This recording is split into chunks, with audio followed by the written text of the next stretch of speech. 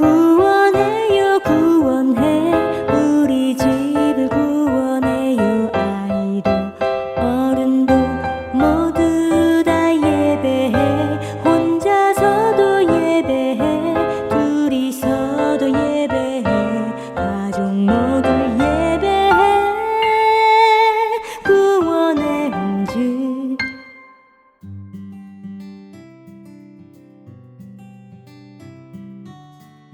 구원의 옴즈 2주차 오디오 가이드입니다. 자리를 정돈해 주시고 성경을 준비해 주세요. 눈을 감고 나의 가족들을 떠올려 볼까요? 그리고 스스로에게 그동안 하지 못했던 칭찬 한마디를 말해 주세요. 격려하며 말씀해 주셨나요? 이제는 성경을 찾아서 읽겠습니다. 음악이 나오는 동안 성경 말씀을 찾아서 목소리를 내어 읽어주세요. 성경 말씀은 누가복음 1장 26절부터 38절, 46절부터 55절까지의 말씀입니다. 누가복음 1장 26절부터 38절, 46절부터 55절까지입니다. 말씀을 함께 읽겠습니다.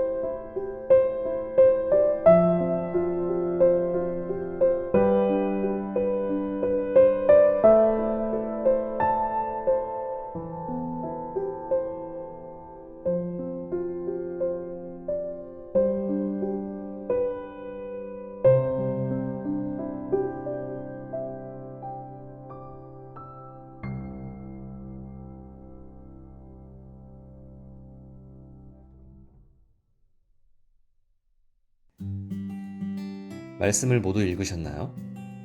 지금은 담임 목사님의 메시지를 들려드릴게요.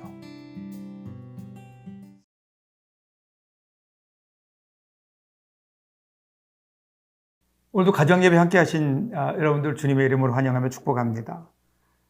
찬양은 하나님께서 베풀어 주신 은혜에 대한 하나님의 사람들의 응답이고 특권입니다. 오늘 우리가 읽은 말씀도 보면 마리아의 찬가라고 불려지는 유명한 찬양이죠. 교회는 이 말씀을 즐겨 묵상했고 그리고 이 말씀을 통해 하나님께 찬양했습니다. 마리아가 아기 예수님의 수태 소식을 듣고 불렀던 기쁨의 찬양의 노래죠. 이 찬양을 통해서 우리는 한마디로 하나님이 누구시며 또 하나님이 어떻게 큰 일을 행하셨는가 하는 것들을 알 수 있습니다. 자, 먼저 오늘 이 찬양이 어떻게 시작되는가 하는 것이 중요합니다. 누가복음 1장 26절부터 38절의 내용에서 다루고 있는데요. 마리아는 갈릴리 나사렛이라는 동네에 살고 있었습니다. 나사렛은 이스라엘의 변두리 지역이었고 주목받지 못한 곳입니다. 그런데 이 아무도 주목하지 않았던 외진 나사렛에 살고 있는 어린 소녀 마리아에게 놀라운 소식이 전해지죠. 31절을 보세요. 보라 내가 잉태하여 아들을 낳으리니 그 이름을 예수라 하라. 여러분, 당시 마리아에게 이 천사가 전한 소식이 마리아에게는 어떻게 들렸을까요? 처녀인 마리아에게 아기를 낳는다. 과연 이게 가능한 일일까? 당황해하는 마리아에게 천사가 뭐라고 얘기합니까? 37절 보면 대저 하나님의 모든 말씀은 능하지 못하심이 없느니라. 그렇죠. 하나님께는 불가능이 없습니다. 하나님은 전능하십니다. 그 말씀에 능력이 있죠. 말씀으로 온 우주 만물을 창조하셨습니다. 다른 사람의 말이라면 몰라도 하나님의 말씀이라면 모든 것이 그대로 됩니다. 이것이 믿음이죠. 처녀가 임신한다는 것 불가능한 일이지만 그런데 하나님께서 말씀하시면 꼭 그런 것은 아닙니다. 가능한 일이 될 수 있죠. 그래서 38절을 보세요. 마리아가 이르되 주의 여종이오니 말씀대로 내게 이루어지이다 하매 천사가 떠나가니라. 이게 마리아의 고백인 거예요. 주의 여종이니 주의 말씀대로 되게 하소서. 그러니까 내가 누구인지를 알고 나에게 말씀하는 분이 누구인가를 알 때, 그리고 그분의 능력을 알고 그분을 신뢰할 때 우리 모든 문제의 답은 분명합니다. 마리아는요, 이해하기 힘든 하나님의 계획에 자기의 자신을 맡깁니다. 비록 자신이 원하는 답은 아니었지만 그 답은 확실합니다. 그것은 하나님의 말씀에 대한 순종이죠. 하나님의 행하시는 기적을 내가 경험할 수 있도록 하는 것은 그분의 말씀을 신뢰함으로 따르는 순종입니다. 나의 생각, 나의 욕심, 나의 상식과 나의 고집을 내려놓고 겸손히 순종할 때 우리는 하나님께서 나를 통해 행하시는 기적을 경험할 수 있고요. 여기에서 비로소 진정한 찬양이 시작되는 겁니다. 자, 이렇게 시작된 찬양을 보세요. 그 다음에 이어지는 46절부터 50절에 보면 찬양의 구체적인 내용이 나오죠. 하나님의 긍휼하심을 찬양해요. 자, 마리아가 하나님을 찬양한 내용을 보십시오. 50절에 보면 긍휼하심이 두려워하는 자에게 대대로 이르는도다. 여기 보시면 긍휼하심이 두려워하는 자에게 대대로 이르는도다. 자, 지금 마리아의 상황을 보면 두려워하고 있습니다. 왜냐하면 처녀인 마리아가 임신을 했기 때문이죠. 이것은 스캔들입니다.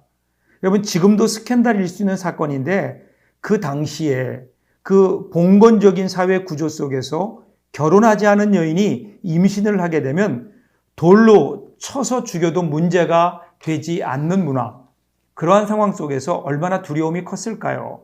이런 마리아에게 하나님이 찾아오십니다. 그리고 그 하나님은 긍휼의 하나님이십니다. 여기 긍휼히 여기시는 하나님을 히브리어로는 엘라훔이라고 하는데, 이 라훔이라고 하는 단어는요, 레켐이라는 단어에서 유래하는데 어머니의 자궁, 어머니의 가슴이라는 뜻입니다. 그러니까 생명을 품고 생명을 낳는 어머니의 깊은 가슴과도 같은 것, 이것이 하나님, 특별히 하나님의 긍휼하신 하나님이십니다. 자, 보세요. 여기에 외로워하고 두려워하고 아파하면서 어쩔 줄 몰라 하고 있는 어린 소녀에게 하나님이 다가오십니다. 그리고 그 긍휼을 부어주십니다. 그리고 긍휼을 경험하는 그 순간 이 소녀의 두려움도, 이 소녀의 외로움도 눈처럼 녹아지면서, 그래, 나는 하나님 앞에 은혜를 받은 여인이야, 두려움을 넘어서서 일어나고 있습니다. 이 하나님의 긍휼하심, 우리 하나님은요, 긍휼하신 하나님이십니다. 긍휼이라고 하는 것은 우리가 받을 만한 자격이 없음에도 우리에게 주어지는 하나님의 일방적인 호의입니다.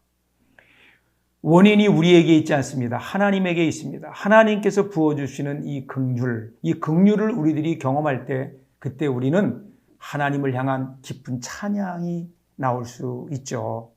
그리고 나서 보세요. 찬양의 결과입니다. 51절부터 55절 보시면 하나님이 자기 백성에게 하신 약속들을 지킬 것을 확신합니다. 조금 전까지도 지쳐 있었고 부끄러워했고 절망했던 마리아가 이제 일어나 찬양하죠. 54절, 55절 보세요. 그 종 이스라엘을 도우사 긍휼히 여기시고 기억하시되 우리 조상에게 말씀하신 것과 같이 아브라함과 그 자손에게 영원히 하시리로다 하니라. 여기서 도우사라는 이 말은요, 영어로 번역할 때는요, lift up 이렇게 번역하죠. 들어 올린다. 즉 손을 내려서 사람을 세워준다라는 의미입니다. 이것은요, 부모님들이 아이들을 걸음마 연습시킬 때 아이들에게 걸음을 걷게 하지요. 그리고 때로는 아이가 걷다가 넘어지는 것을 그냥 허용합니다. 그리고 그 아이가 걷다가 넘어졌을 때 다가가서 그 아이의 손을 잡고 아이를 세워주죠. 일어나라고, 다시 한번 걸어보라고. 이때 사용하는 단어가 바로 이 도우사, lift up인 겁니다. 하나님께서 그렇게 도우신다는 거예요. 결정적인 순간에 마리아에게 찾아오셔서 마리아를 일으켜 주시는, 이것이 하나님의 긍휼하심이죠. 오늘 우리도 마찬가지 아닐까요? 이 시대의 고통을 우리가 사실은 안고 살아가고 있습니다.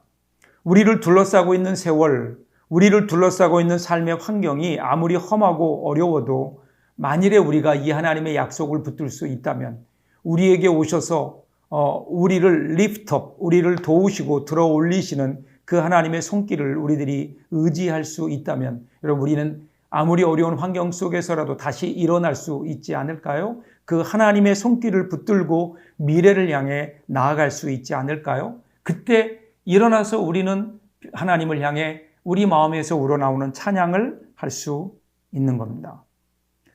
오늘 이 찬양이 오늘 가정 예배를 드리시는 우리 모든 분들께 함께 하시길 바라고요. 오늘 한번 가족들과 함께 여러분들이 좋아하는 찬송은 무엇인지, 그리고 그 찬송을 좋아하게 된 동기는 어떤 것일까 함께 나누면서 여러분과 함께 하셨던 긍휼하신 하나님의 은혜, 그 은혜를 찬양하며 나누어 보면 오늘 우리의 마음속에 찬양이 더 깊어지고 풍성해지리라고 생각합니다. 오늘도 함께 하신 여러분 모두에게 이 하나님의 긍휼하심이 함께 하시기를 주님의 이름으로 축복합니다.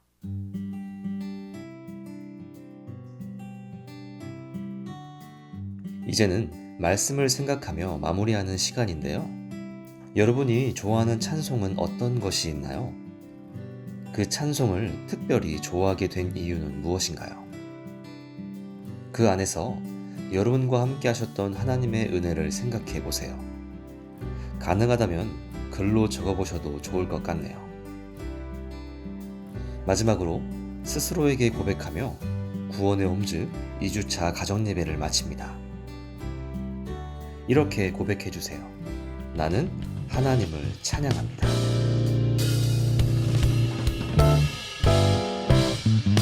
구원해요 구원해 우리 집을 구원해요. 아이도 어른도 모두 다 예배해. 혼자서도 예배해. 둘이서도 예배해. 가족 모두 예배해. 구원